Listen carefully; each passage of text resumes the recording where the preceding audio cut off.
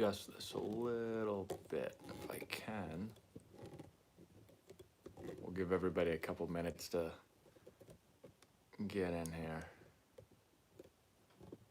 What's going on, everyone?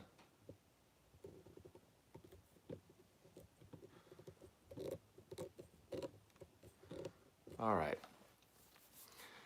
So we'll give a minute or so for everyone to come in, hang out.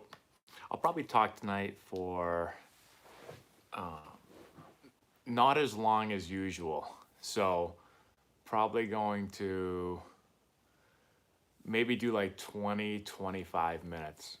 My wife was actually putting our daughter to sleep, and I thought that that's when I said like, oh, I'll come on, do a live. And then she came downstairs a few minutes ago and asked if I wanted to watch some behind the scenes footage of Game of Thrones, which I did want to watch, but I'd already promised everyone that I'd be on here tonight. So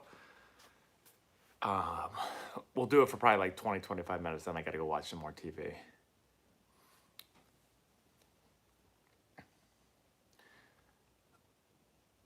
The best way to get looked at or scouted in high school is,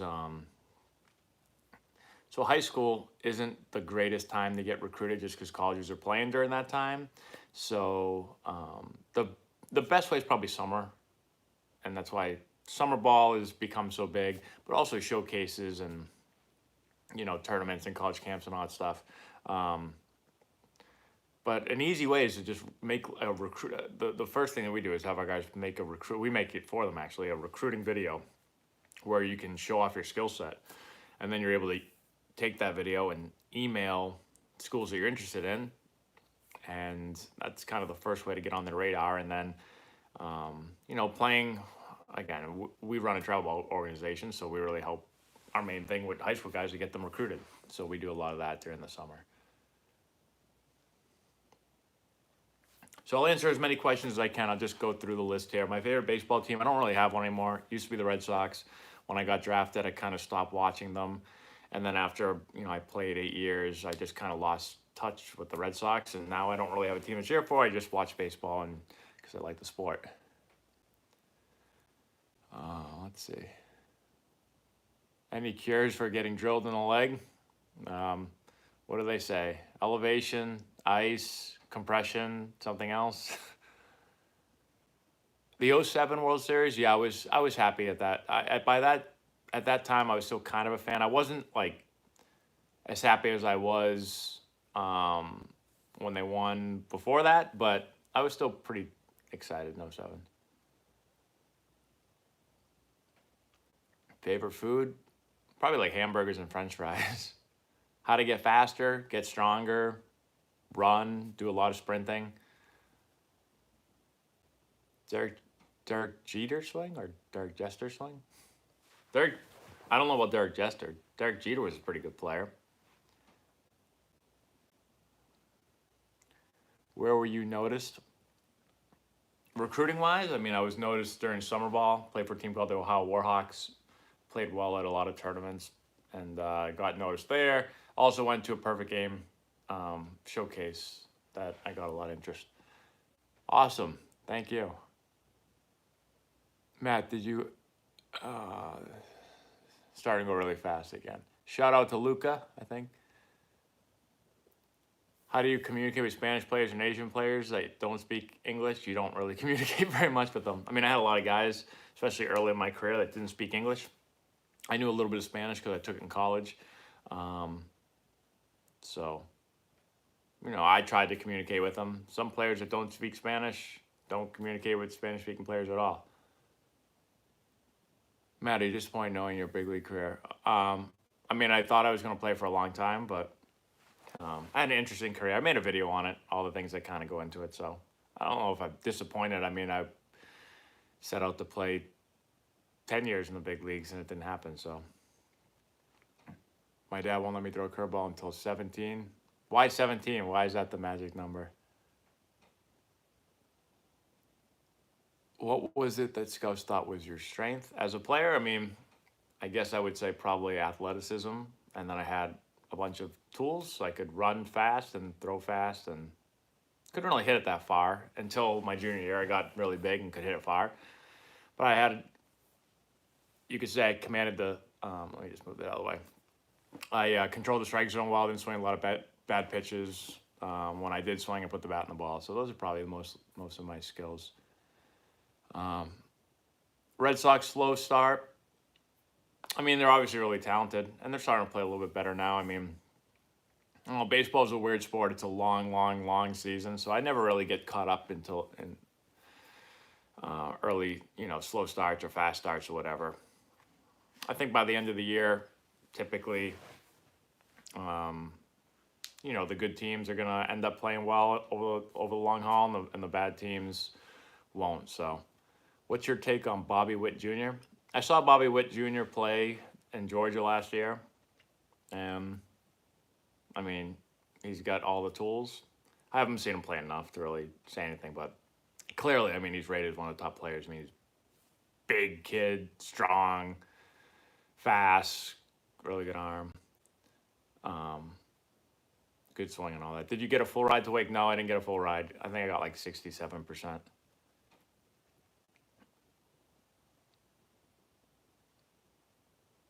I use an app called Coach's Eye.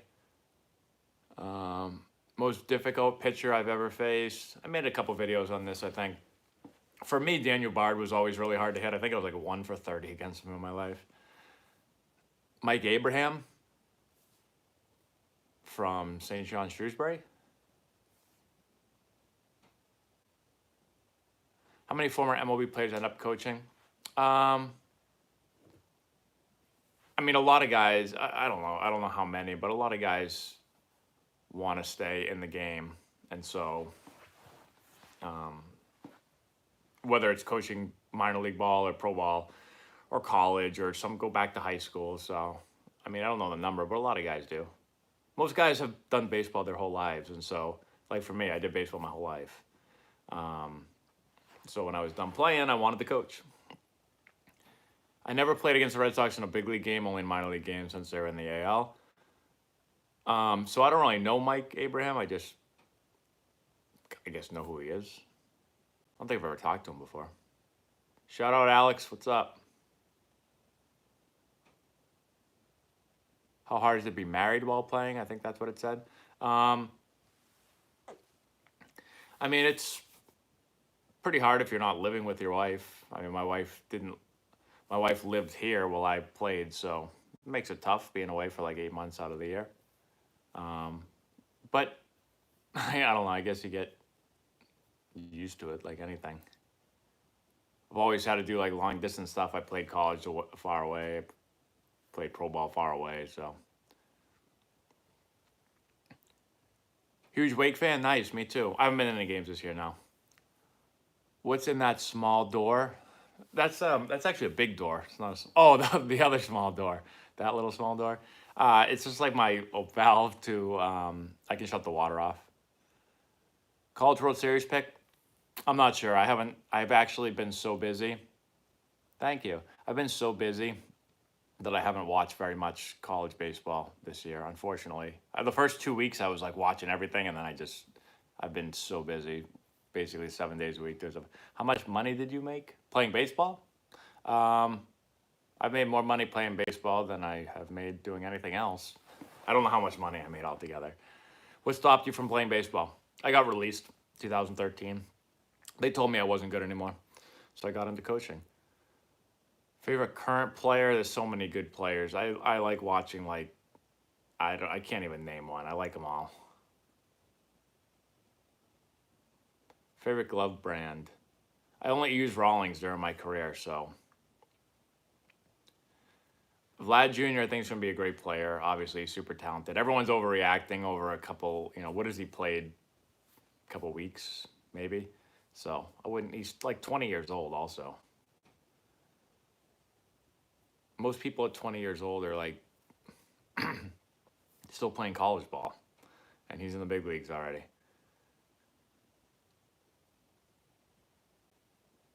It's a good age to start the recruiting process. I mean, it depends a little bit on how good you are. I mean, I think you should start researching schools when you get to high school and start putting together a target list. I have a bunch of videos on this. If you want to go watch them, go to our YouTube page and go check them out. I give a bunch of advice when it comes to the college recruiting process. So, I mean, you should start doing the research and stuff right away. Now, when you want to start, like creating a video and getting out the camps and showcasing all that stuff, again, it depends on how good you are. You want to go out when, you know, your skill set warrants you possibly getting recruited.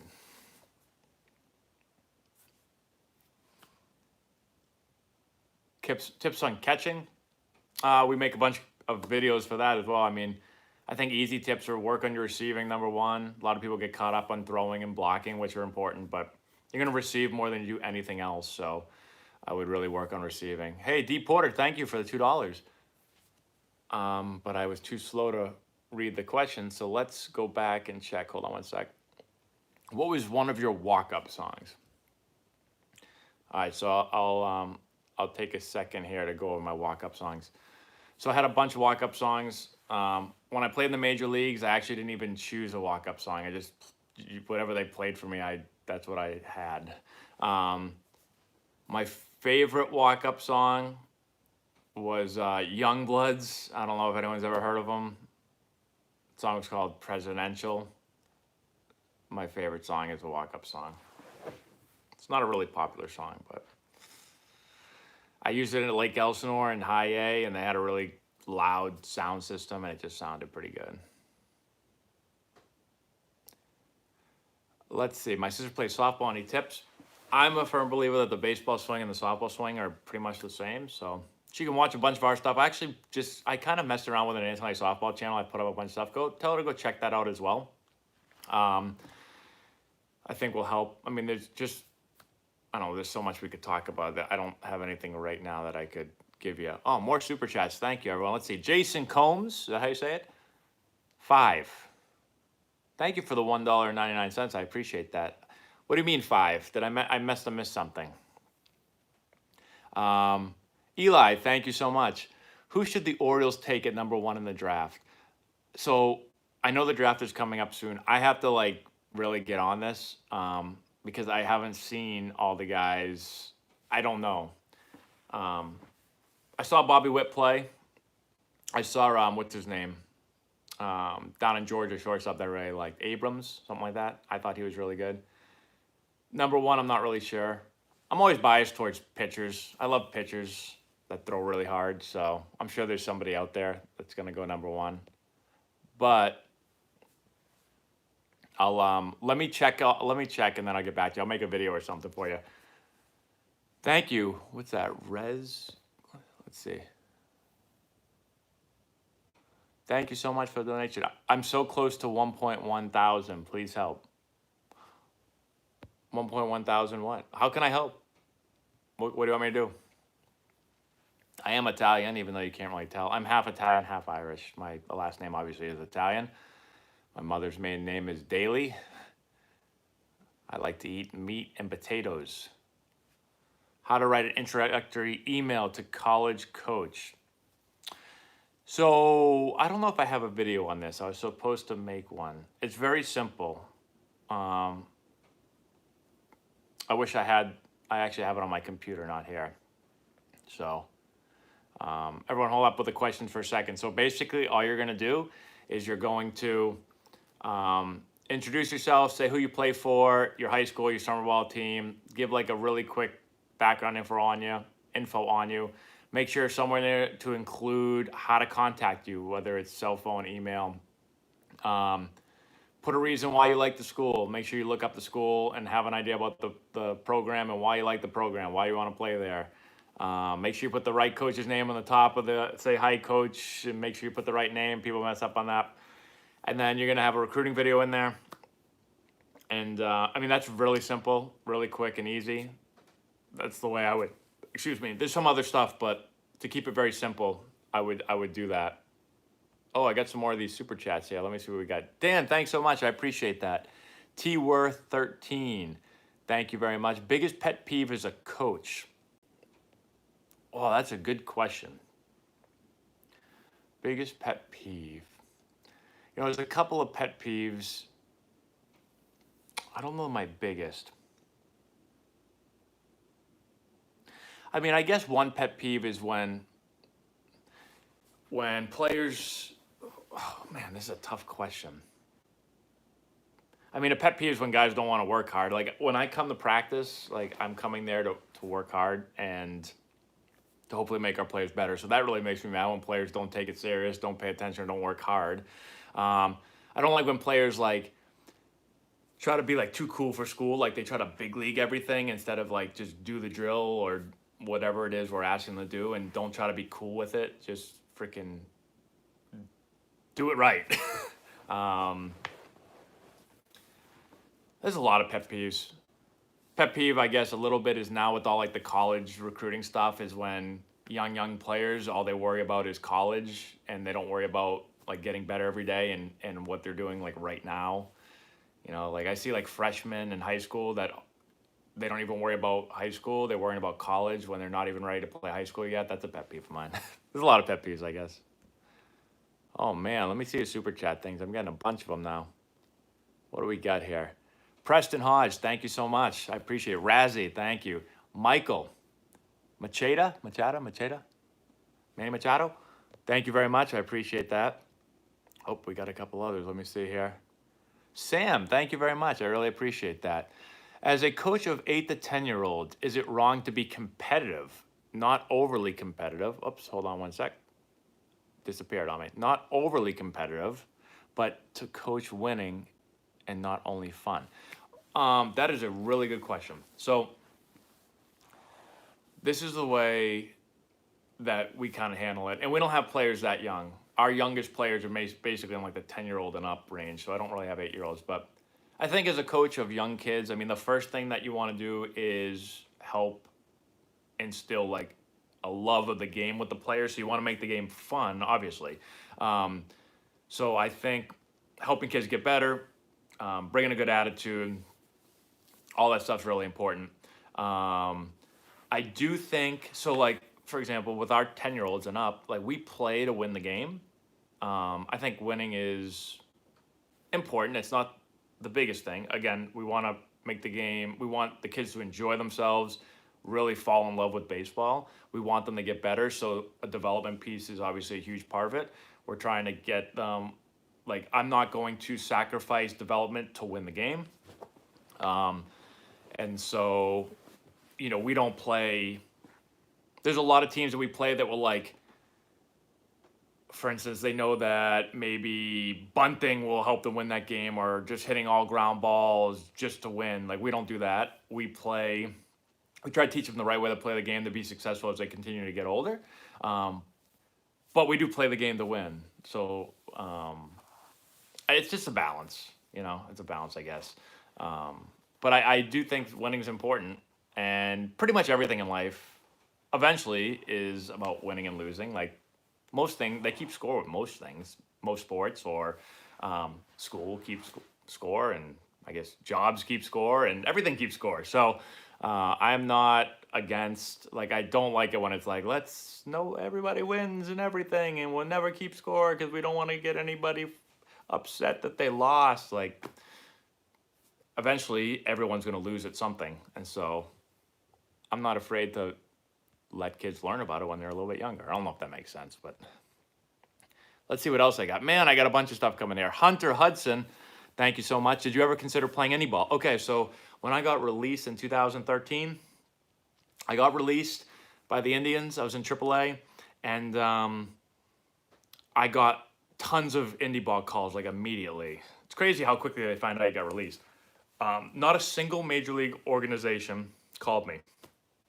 That was the first time ever that no one called. I'd been released before, and I got lots of calls, and nobody called. And I talked to my agent, and he was basically like, you're probably going to have to go to indie ball if you want to sign back with the team. And I came to the point in my career where I was not playing very well. I was often injured. I'd already had like 4 surgeries, like 3 on my wrist. I had hand surgery.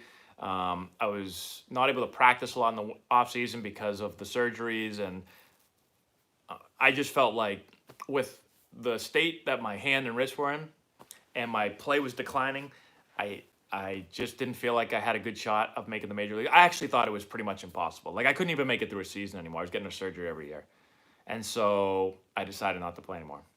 And I always say this, and some people get mad, but I told my wife, like pretty early in my career, I said like, the major leagues are like my goal. That's what I want to play in. And I knew I had to play in the minor leagues, obviously. But I did say like, I wasn't going to just continue to play in the minor leagues just to play in the minor leagues. If I was going to play, I was playing with the sole purpose of playing in big leagues. And if I had to go to the minors to get the big leagues, I was going to do it. But at that point, I felt like if I did get back to the minors, I just felt like it was going to be that I was just going to be a minor league baseball player. And I don't know, some people are like, well, that would be really cool, which it was really cool to play. But like my whole goal the whole time was playing in major leagues. Okay, let me catch up on some of these super chats. I'm getting a bunch of them here, and I am falling a little bit behind. Ron Smith, thank you so much. Razzie, thank you again. The world needs more positive people like you, Matt. Well, thanks, Razzie. I appreciate that. D. Porter, thank you very much. Huge fan of your channel, Matt. Keep up the good work. Were greenies prevalent in your playing days? So, greenies were not popular in I think greenies were more popular before I played. I was probably too young for greenies. What was kind of popular when I was playing was like, I don't even know what you call them, like Adderall, like it's an ADD medicine or whatever. So a lot of players when I was playing were using Adderall, and they would go take the test, and they would be, they would test. I don't know, test positive. I don't know. They would be I'm losing the word here, but basically the doctor would say, yeah, you've got ADD, and you need to be able to focus better, and so here's some Adderall. But I think a lot of players were taking it to get an advantage in the game. So that seemed to be like the form of greenie. Again, I don't know. I don't really know greenies. I never used a greenie before. I just heard about them. And apparently it just gets you up for the game. The season is super long.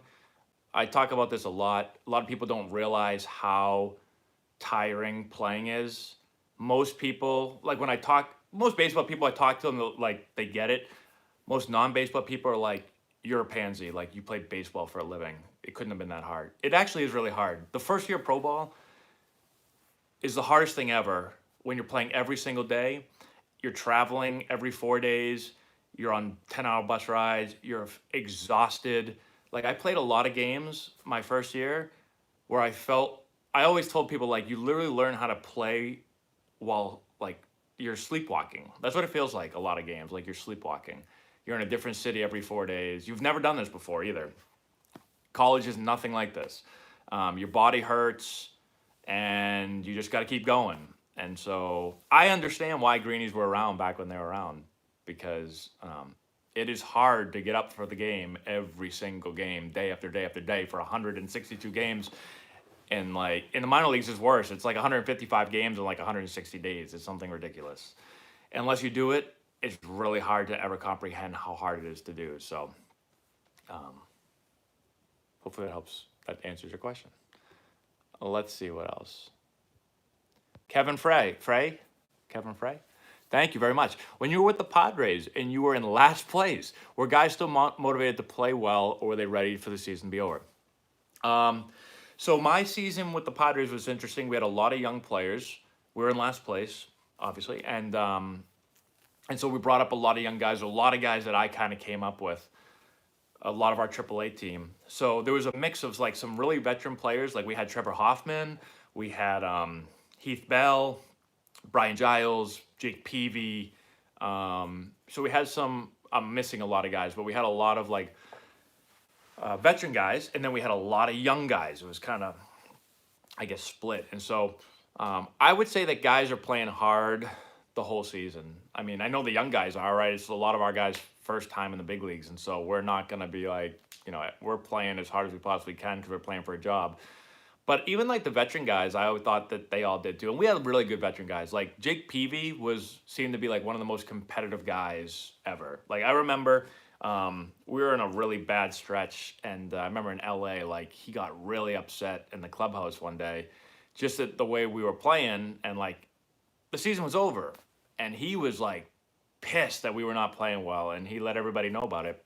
He was not packing it in. I don't think anybody packed it in. So, in my experience, at least, again, I don't have a ton of experience, but with that Padres team, like the veteran guys played hard all the way to the very end of the season, and so did the young guys. Let me see what else I missed here. E-Money 14, thanks. I appreciate that very much. Michael, thank you again. What's your opinion on the DH, and should the NL finally adopt it? So, I am a fan of the DH. I know a lot of people, I understand when people say that they're not a fan of the DH because it takes some of the strategy away, and they feel that a player should be well-rounded. They should be able to, they should have to field and not just be some big burly guy that just hits the ball. And I get that. There's a lot of merit to that, and there's less strategy when you put the DH in. But I also am a fan of hitting, and I am not a fan of watching pitchers have to bunt every at bat because they can't hit, and they shouldn't be able to hit because they don't practice. And so I like the DH. I just think to have an automatic out pretty much every 3 innings is silly. And so I'd leave it up to the team. If they feel like they've got a hitter like, or a pitcher like Ohtani or somebody that they feel like is their best option, then let them hit. And if they don't, then put in a DH. And that way we can see another good hitter. Because there'd be a lot of guys, I mean, I'm sure they would just, like David Ortiz, if there was no DH, they just make him play first base. And he wouldn't be a great first baseman, but he would play. And, you know, there's a lot of guys like that. So I'm sure there's a way to fit the DHs in. But there'd still be some guys that maybe later in their career wouldn't have been able to play, and we wouldn't be able to continue to watch them because they just couldn't field anymore. So that's the way I feel about the DH. Let's see, who else here? Michael, thank you very much. What do you think of Ichiro? Is he the hit king? So I think Ichiro is amazing. I played against Ichiro very little, spring training every year. And so, I mean, Ichiro's just unbelievable. He was a great defender. He had one of the best arms in the league every year. He was like a magician with the bat. You know, if he played in the major leagues the entire time, I'm sure he would have broke a bunch of records and or more than he did. I don't have anything. He's amazing. Guy's super, super talented. Something just looked like it ran across my floor over there.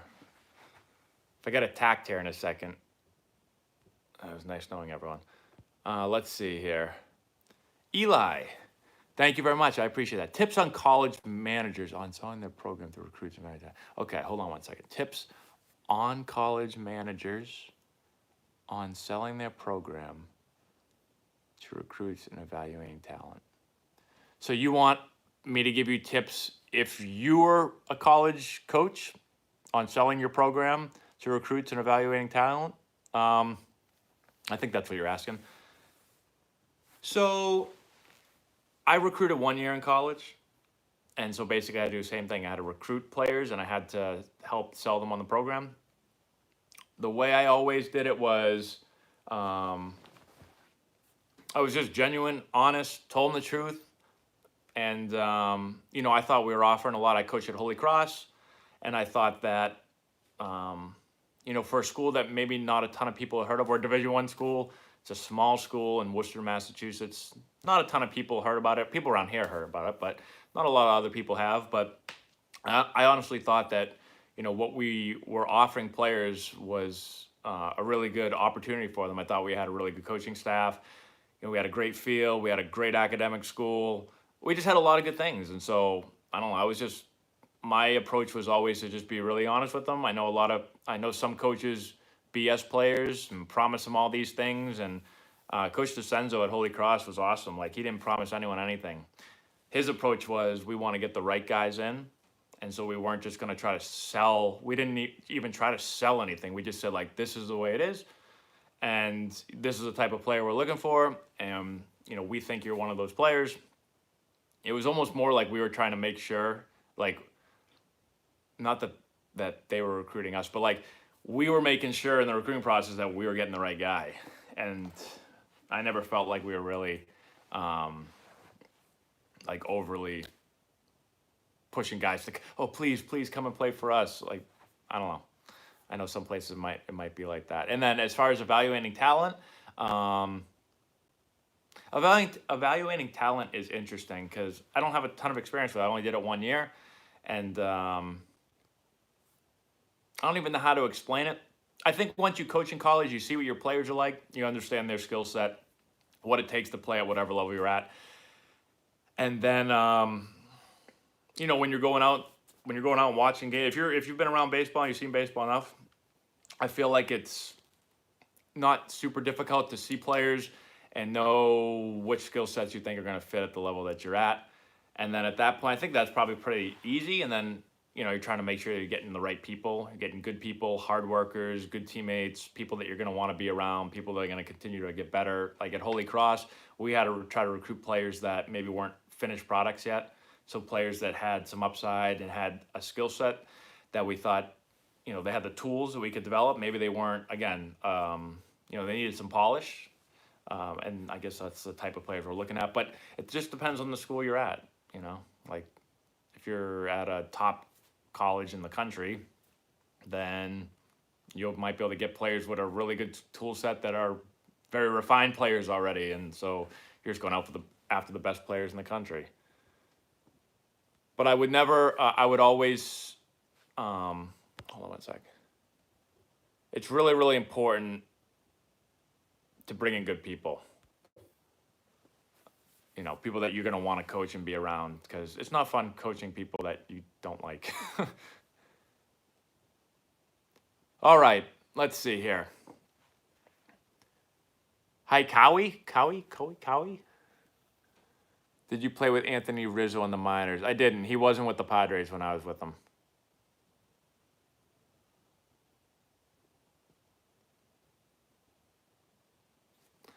Let's see. I'm sure I missed a ton of questions. Let's see. Can the Brewers win it all this year?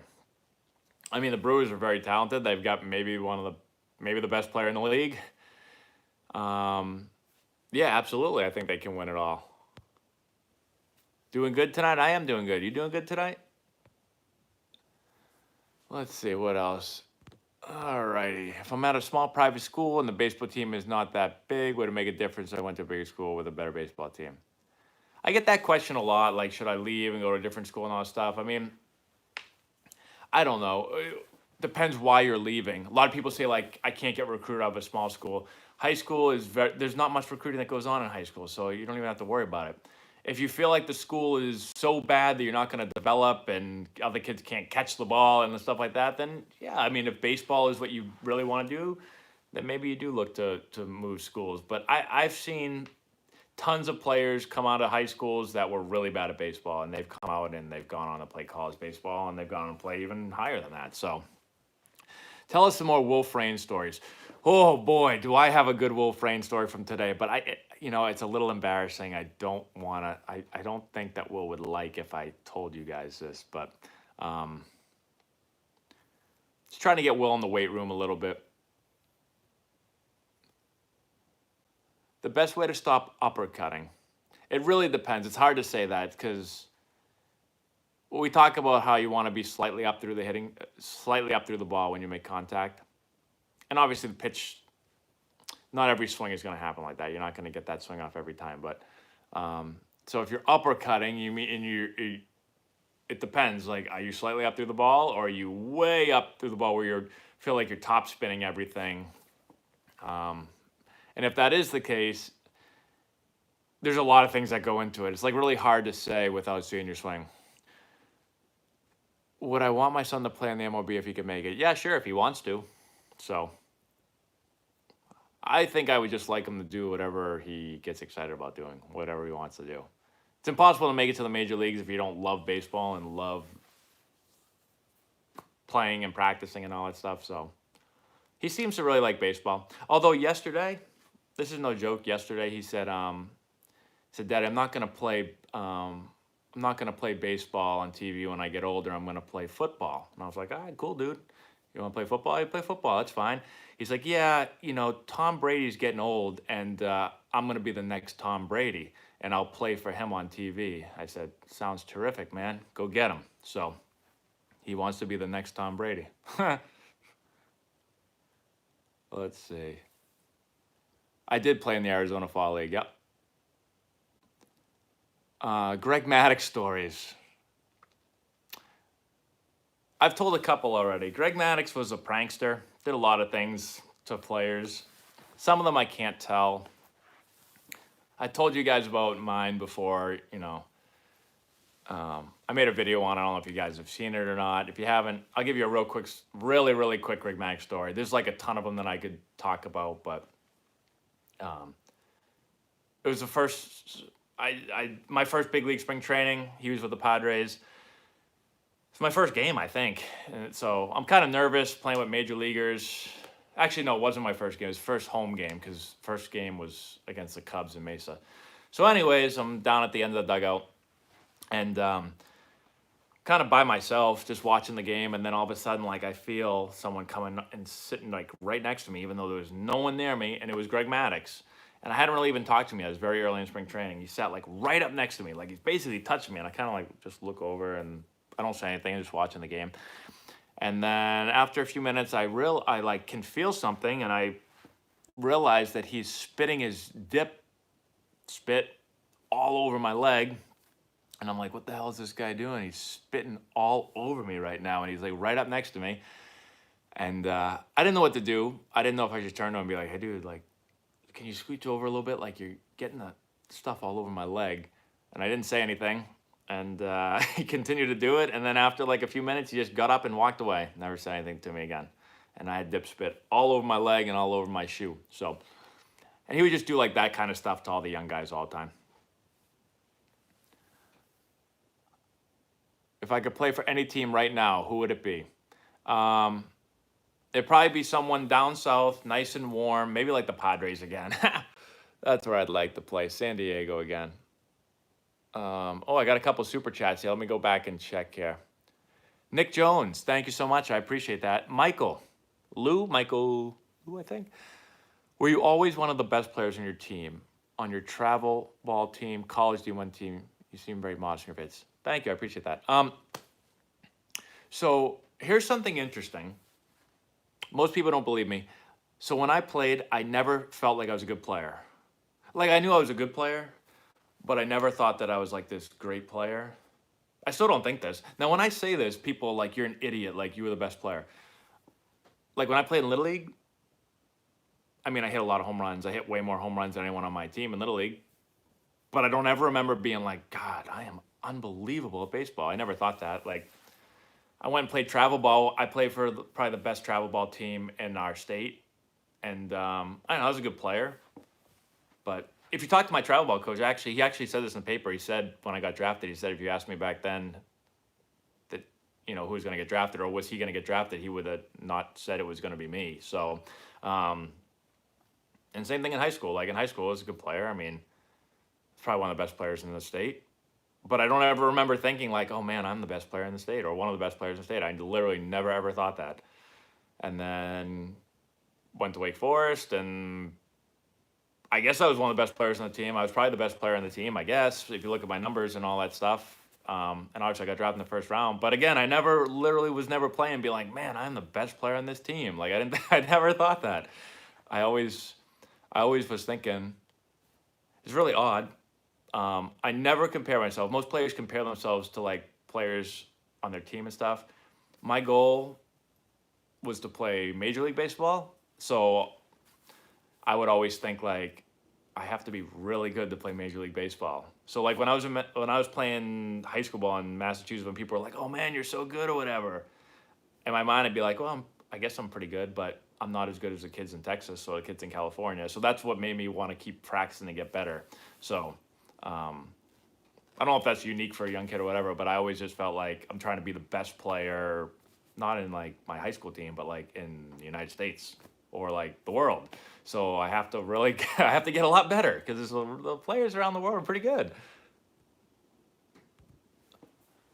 Okay. OOTPSL18. Thank you so much. Did you like to play hockey? I love to play hockey. So hockey was my favorite sport. I shouldn't say that. Hockey and baseball are my two favorite sports growing up.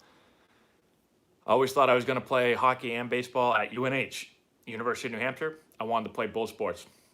I was the bat boy for UNH baseball team, went to the hockey games all the time. That was my goal when I was little. And then UNH baseball, they dropped the program and crushed my dreams. And when I went to high school, I thought hockey was my best sport going into high school. And then I slowly started to play more baseball and got a little bit worse at hockey, and then ended up going to play baseball in college. But I love hockey. And I would have, if I didn't play baseball, I would have tried to play in the NHL. Or I would have tried to play in college and then play in the NHL. Let's see. By Nerf. Thank you so much. I appreciate it. Did umpires care about dip or no? I don't ever remember an umpire ever saying anything about dip. Plenty of guys are dipping. Guys got tins in their back pocket. They got dip, huge dips, and no umpires ever said anything. So I don't think they really care. I don't even know if they were supposed to care. Not really sure. I never dipped in a game before. I tried dipping twice. Both times in college. Both times I felt horrendous when I did it. Neither was at a game. One time was walking home late at night on like a Saturday night. And then the other time I tried dipping was my junior year. We're playing against University of Miami in Miami. I got up, first step out of the game, hit a double, and then we got no hit the rest of the game. We ended up losing. I went 1 for 4. My coach yelled at me on the bus in front of the team. I went back to my hotel, and a bunch of my buddies were like dipping, and they were like, hey man, why don't you put a dip in or whatever? And I was like in a really bad mood because we had a tough game, and I was like, yeah, give me this. Give me that thing. Give me it. I put the dip in, and like 10 minutes later, I didn't feel good. And I went and laid in my... These pictures are probably somewhere. I went and laid in my tub, turned on the water cold, and just laid there. And then everyone was laughing at me. And I'm sure Casey Sturck has pictures of that. I don't know if you guys know who Casey Sturck is, but I'm sure he's got pictures somewhere. D. Porter, thank you so much. I appreciate it. Your batting stance was similar to Pete Rose for your first Major League hit against Grand Match. Have you heard that before? So no one ever has said that to me. Pete Rose is a pretty good player. I wish I hit like him. My stance actually is very interesting. If you watch my Major League debut, I'm very crouched down low. I always hit low. And then one year with the Padres, they were trying to get me to stand up taller and get my feet closer together. They wanted me to have a bigger stride. I really didn't like that. But I tried it for a while to try to listen to coaching. And I ended up kind of like starting to struggle. And so I was desperately trying to figure out how to find my swing again.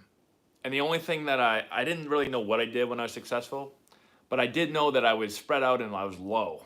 So I just tried to get lower, and I started hitting better. And then I would go lower and lower and lower. And then when you see my Major League debut, I am so low, and that's just because I was equating like, okay, I'm hitting well by being low and wide. So I just kept going to the point where I was so low for that debut.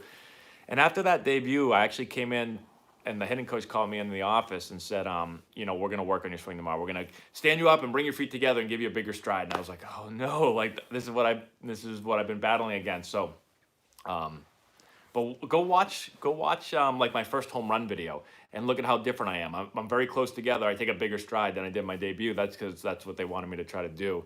So it's interesting. But I was not trying to be Pete Rose, no. Big Baller 23, thank you so much. I appreciate it. What do you think about pro umps making bad calls? I think umpiring is extremely hard. I think everything at the major league level or the professional level is very hard. Like, I think when you watch TV, it looks easy. When you play it, it's very hard. That's why I never say a Major League Baseball player stinks or is overrated or any of that stuff. Like, a lot of people just are like, oh, look at this bum. This guy stinks. Like, I played in the major leagues for a little bit. The players are amazing. They're the best players in the world. And, most people are just so quick to just be like, this umpire stinks. This guy stinks. Like, but the game looks very easy from the sofa. That's one of the biggest things about coaching that I always said.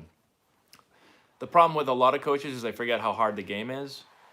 And so when I became a coach, I always said, I'm not going to forget how hard the game is. The game is very hard. It's like, it's extremely hard.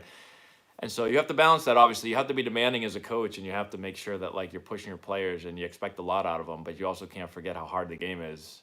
Because I've been around a lot of coaches that like every little mistake, they're like, "How can you make that mistake? How can you miss that ball? How can you swing and miss?" It's like, dude, because the game's hard. Like we're not gonna make every play.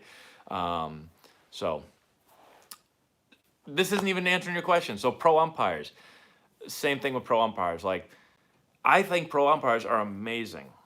Like, here's a quick pro umpire story for you, okay? My head's getting itchy. Quick pro umpiring story. One of my first games in the major leagues. My whole life, anytime I caught the ball on a steal, I'm playing shortstop or second base, wherever, second base, I put the tag on the guy.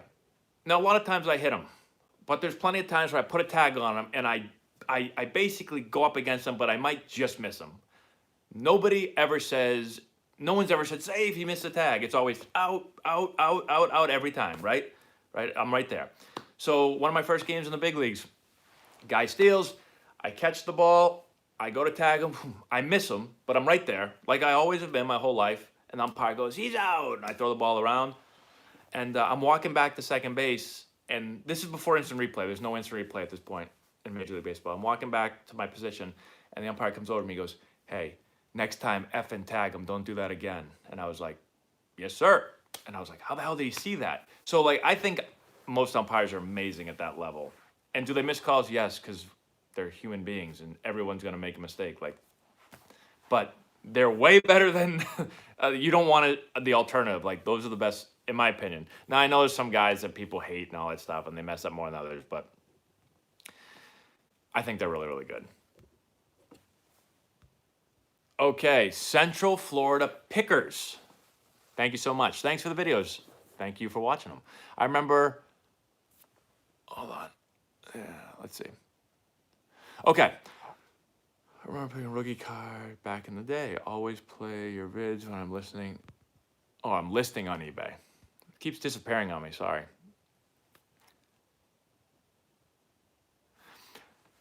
Well, thank you. I appreciate that.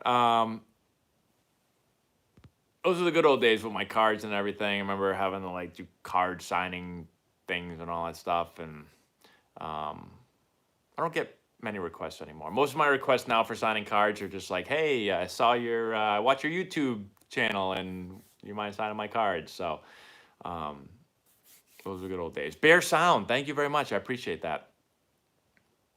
I wish these like things didn't disappear so fast. All right, guys, what did I say? I was going to stay on for like 25, 30 minutes. It's been 48 minutes. So I'll answer a couple more questions, and then I have to go. What time is it? 10:35? My son has been like waking up every night and coming into my room and waking me up, and I have not been able to get a good night's sleep. So I'm going to try to go to bed early tonight and see if I can get a little bit better sleep. All right. Are in the major leagues. Am I in the major leagues? I'm not in the major leagues, no. Long pants or knees? Long pants. Thank you, Emmer. Thank you very much. What is your favorite MLB team now? I don't have a favorite team. I just cheer for players pretty much. Thanks, D. Porter. I appreciate it. How hard is it to go from AAA to major leagues?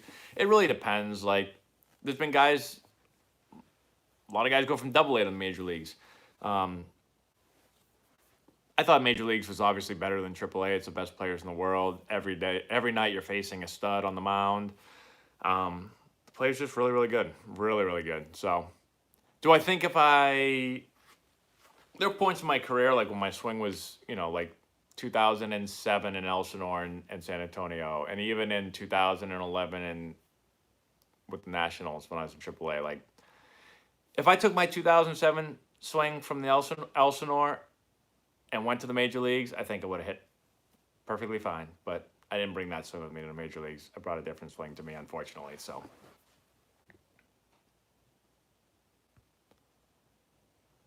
Patriots Rule 929. Thank you very much. Just wanted to say, what's up? Long time no chat. I appreciate that. I've been really busy. This is the busiest time of year for me. I got baseball like 7 days a week. There's weekends where I get on the field at 6:30 in the morning to get the field ready, and I come home at like 8 o'clock at night. So it's still, it's really fun. Sometimes my wife yells at me. She thinks I got like a girlfriend or something. I'm like, dude, I'm at baseball games. I'm serious. Rays are looking good, maybe. Pitching machine. I think a pitching machine is great. Every major league, every professional organization I played with had pitching machines. So I know people are like, oh, they're tough to time up and all that stuff, but it's a great way to get tons of swings in. And in my opinion, guys, if you're really struggling with your timing off a machine, then there's something in your swing where there's some type of flaw in the way you're getting ready, the way you're loading. Again, I can't tell you without seeing it, but if you're having trouble consistently hitting off a machine, then I think you probably want to look at something and see what is it that's causing this problem. Michael, thank you very much again. I really appreciate it. Let me just make sure I didn't miss anything else. Nope. What do you think are hardest batters to strike out at Prime? Robinson, Cano, and Bonds come to mind. Love your behind-the-scenes vids, by the way. You should do more. Thank you very much. I will try to do more for you. Hardest batter to strike out? I mean, Bonds was probably, and these, I'm not going off numbers or anything. I mean, I think Barry Bonds, when he was, those few years where he was like a machine, was the best hitter to ever live. Maybe the best hitter that will ever live for those years. I mean, his numbers were like video game numbers, and the guy would like get walked. He got walked like 3 times a game, it felt like. And a lot of times he'd get one pitch a game to hit, and he'd hit a home run. It was unbelievable. I don't know how he did it. I mean, I have an idea, but it's just an amazing, amazing year. And so I would say if I was a pitcher, I would at least want to face Barry Bonds during those few years.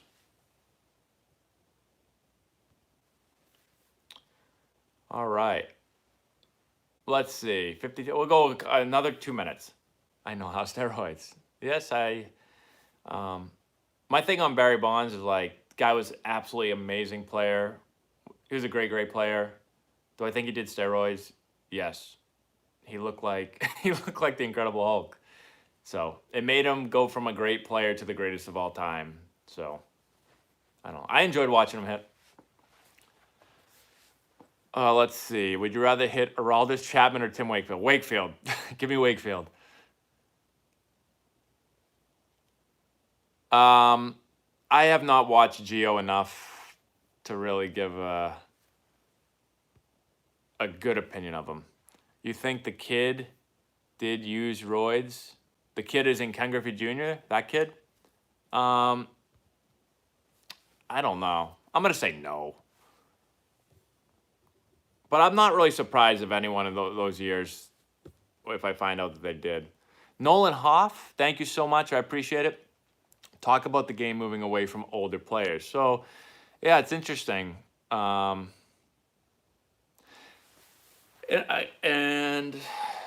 so I don't know the exact reasons. Again, I don't I follow baseball, but I just think younger players obviously are cheaper. They're under control. They're just cheaper players, and I think there's a lot of really, really good young players now, more than there's ever been, where guys at 20 years old are ready for the big leagues.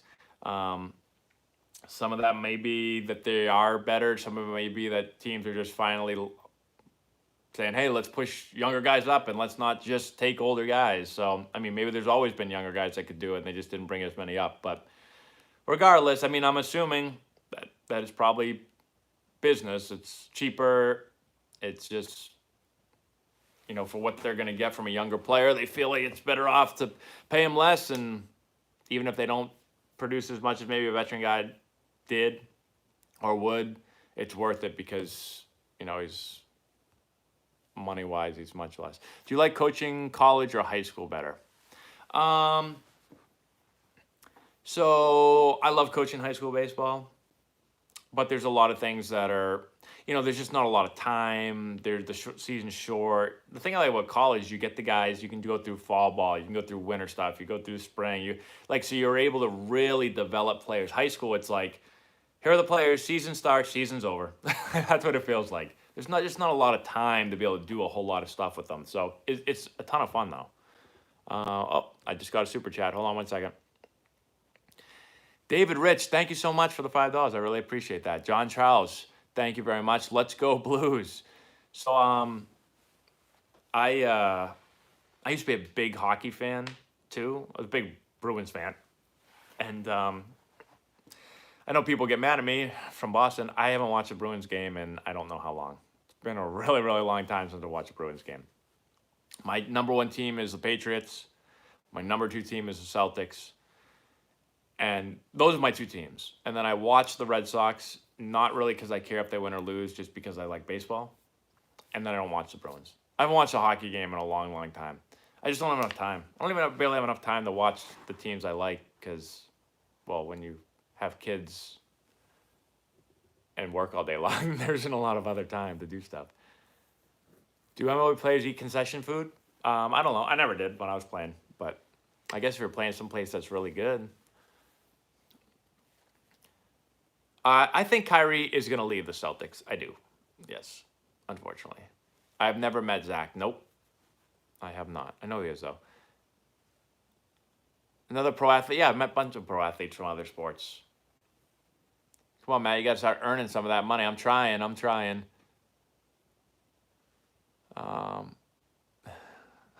trying. Think Rockets can win? I don't know. The Warriors are, I mean, I haven't been following that series as much. Now that the Celtics are out, I'm going to give up on basketball, but Warriors are just ridiculous. I'm thinking of bringing my 14-year-old son to you for a hitting lesson. Could you explain how you would be better, different than other local instructors? It's about an hour drive. I don't know. I mean, I don't know who you work with, or I think the best thing to do is check out our YouTube videos, go to the hitting playlist, and like I'm not gonna say that I'm better than who you're working with because I have no idea who they are. I mean, there are a lot of really good hitting coaches in the country, but I think I do a good job with the players that I've worked with. And the easiest way, honestly, is go on our YouTube page and just check out our stuff, and you'll get a good idea if what I'm talking about is anything close to what your coaches are talking about, or not. Is the MLB rigged? Is that what that said? No, it's not rigged. You are the best. Read that. Thank you. I appreciate it.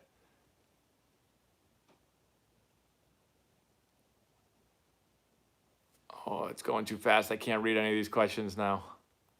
Hold on. Did you ever play a whole MLB season?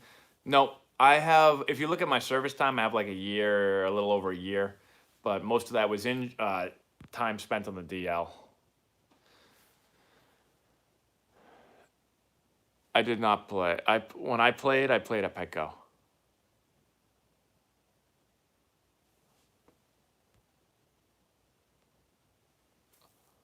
Tips for young second baseman shortstop going into high school next year. So I just put up 2 new videos actually on YouTube. One from the shortstop position, turn double plays, one from second base position. I put up a ton of those videos. I would just check all those out. I mean, it's always hard. I get asked a lot, like, tips. There's so many tips. Like, I could probably sit here and talk to you for, like, 15 hours about second base play or shortstop play. So it's hard to give you just tips. But I've made infield play is, like, my passion, hitting an infield play. And so I've made a ton of videos on it. So instead of me giving you like easy, simple tips, I would like go through our videos and take a notepad and just start writing down notes. I basically tell you exactly how to play infield through those videos. Okay, one more minute. I said 25 minutes, I'm doing an hour. This is my problem. This is what my wife says all the time. She's like, you told me you were going to be gone for 5 hours and you came back 8 hours later. That happens all the time. I never met Lance Berkman.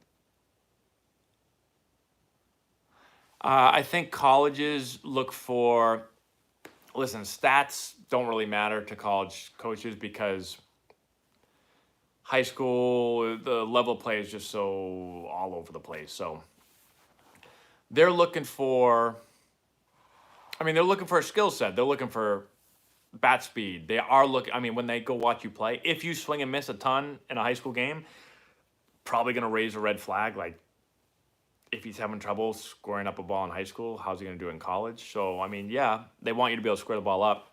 They want good bat speed. They want, to be able to square the ball up. They want you to swing at good pitches. They want you to be athletic, all those things. Oh, I got another super chat. Let me see what we got here. This might be my last one. John Charles, thank you again.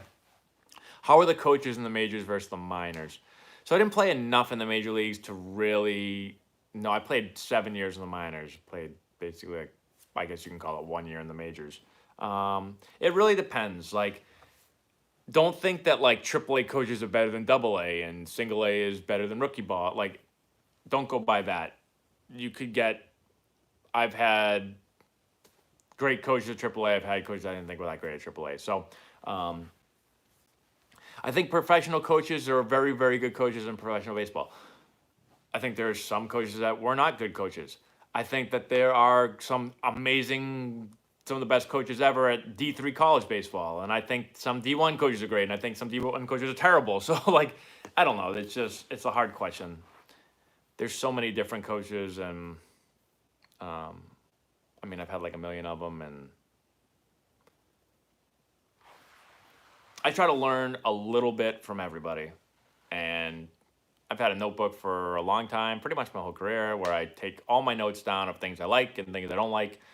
And I listen to everybody, and sometimes I say, wow, that's amazing. And I write it down. I'm like, that's great stuff. And there's sometimes I say, that's silly. I think that's terrible. I don't agree with it. And I erase it. I don't write it down. How to grow a new YouTube channel. I guess have something interesting to say or unique. Be consistent with it. That's been my two biggest things, I think. My YouTube channel got big when I started to never put your wife on. Why? Oh, I ask her all the time. She doesn't want to come on. She thinks people are going to make fun of her. I don't know why they would make fun of her, but I forget what I said. Oh, YouTube channel. My YouTube channel got really big when I started to be consistent with it. Like the first 5 years I had YouTube, I would do like a video like once a month, and then maybe sometimes twice a month. And then all of a sudden, I had like 10,000 subscribers, and I was like, I'm going to put up a YouTube video every day. She's actually a pretty good athlete. No, I shouldn't say that. She's not like she didn't play sports, really, but she's like a good athlete. It's weird. Like, she would have been good if she played, but I don't know what she was doing. So YouTube, yeah. So I decided to put up one video every day, and I've now done it for a little over 2 years. And I went from 10,000 subscribers for the first like 7 years I had YouTube, and now I'm at almost 100,000 subscribers. And it was all because I started to put up one video a day. I was consistent with it. People knew I was going to be here every night at 8 o'clock. And I like to think that I put up some unique stuff. So, you can be consistent with it and talk about crap, and I don't know if anyone's going to watch. So, decent living off the channel alone? No. Even for 100,000 subscribers that I have now, you can't make a living off YouTube. I would say, though, I mean, if I continue this, I might be able to make a living off it in a couple of years, maybe. But my intention was never to, like, just make a living off of YouTube. YouTube has really helped. I mean, first, it's fun. Like, I mean, actually, I guess I made a lot of money today. But most of my money from YouTube all goes back in the Antonelli baseball program. Actually, all of it goes back into the Antonelli baseball program. So, like, when we buy a pitching machine, a lot of it comes from YouTube. We buy new baseballs from YouTube. We buy, I mean, all that stuff. So I pretty much just put it all back into the program. So everyone at Antonelli Baseball appreciates this. $106 from you guys. We'll probably go buy something. I just bought another pitching machine, actually, for our guys. So, all right. Last question I'm going to answer is, let me see. Should I answer that one? All right, here. What's your advice for playing in big games, playoff games? This is going to be a horrible answer. Terrible answer. Is there should be nothing different. Literally nothing. Like, if you're trying to do something different, if you've been successful, you're not going to try to do anything different in a playoff game or a big game. You're not going to try to play harder. You're not going to try to play smarter. Like you should basically be setting yourself up for every practice and every game. I'm playing it the same exact way. I'm playing as hard as I can. I'm as focused as I can be. Like all those things, you should be doing you should be participating in practice, just like you would be in a game. So, I make no change. When I played in the major leagues, my first game, there was like 50,000 people at the game. My goal is to do nothing different than I've done my whole life. The way I played freaking Little League when there was 6 people in the stands and half of them they're all family members. Like, play the game the same way when there's 50,000 people in the stands. If you practice hard enough and work hard enough in practice, then the game will it should feel easier, right? It's when you don't do that stuff in practice and all of a sudden you've got a big game and you're like, oh boy, baby, now it's time to get it going. Like, let's get it zoned in. We got a big game today. Got 50,000 people in the stands. Like, you're in big trouble if that's what you're going to do. That's not going to be good. So, all right, everyone. I'm going to go upstairs now and see if my wife's still up there. I might try to watch some Game of Thrones. I've already seen all the Game of Thrones, but they're like behind the footage, behind the scenes footage. Oh, hold on, what's that? What did that say? I hope a kid in the Little League would say it's his favorite. That is great, actually. So let's see if we can get that to happen. If any Little League World Series players are watching this, I'm gonna make a video on this. We've gotta get somebody to put down that their favorite player is me. Okay? That would be amazing. So anyone that knows any kid that might play in the Little League World Series this year, let's spread the news and try to get somebody to say that I'm their favorite player. And if you're watching and you see this, you must take a picture of your screen and then email it to me or shoot me a video or shoot me something on YouTube or whatever. All right? Yeah, I was still nervous as all hell in my first Major League game. I mean, I tried to play it the same way as always, but it's still different. But I didn't try to do anything different. I tried to play the game the way I always play the game. So, okay. That's all I got, everybody. Thanks for hanging out. Thanks for watching. Thank you for donating and helping us with Antonelli Baseball. Make sure to go check out all our videos. I'm going to keep pumping them out. Hopefully I'm helping you guys out.